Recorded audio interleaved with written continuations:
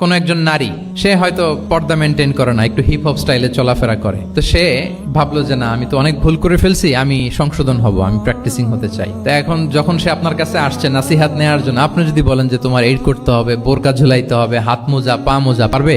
এ বলবে আগে যা ছিলাম ভালোই ছিলাম। তাকে একটু একটু করে বোঝাতে হবে, মানে এই হেজাব এটা কেন, হ্যাঁ, কাভারিং আওরা এটা কেন, কেন এটা করতে, বেনিফিটটা আগে বুঝালেন যে Islam consider women as a queen, নারীকে ইসলাম কি হিসেবে কনসিডার করে?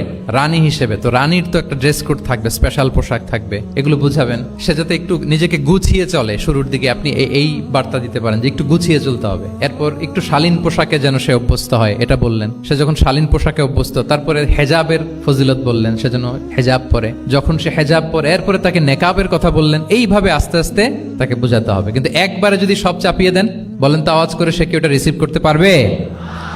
কারণ এই যে গ্রাজুয়ালিটি আর তাদাররুজ, এই সিস্টেমটা আপনি ভায়োলেট করেন নাই। একটু একটু করে বললে এটা মানুষের ফিতরাতের সাথেও যায়, তার নেচারের সাথেও যায়। আমরা মদ হারাম হওয়ার কথা জানি, কয়টা স্টেপে হারাম হয়েছিল মদ? একবারে যদি বলা হতো বন্ধ করার সহজ হতো সাহাবাদের জন্য? হতো না। অনেকে আছে দেখবেন যে চেইন স্মোকার, তো যে চেইন স্মোকার, আপনি যদি বলেন যে এটা হারাম, আজকেই তোমার বাদ দিতে হবে, হারাম, এটা খেতে পারবে না, পারবে? ও দুনিয়া সব বাদ দিতে পারবে, সিগারেট বাদ দিতে পারবে না। তো তারে কি করতে হবে? ফ্লেক্সিবিলিটি দিতে হবে, যে আস্তে আস্তে ছাড়েন।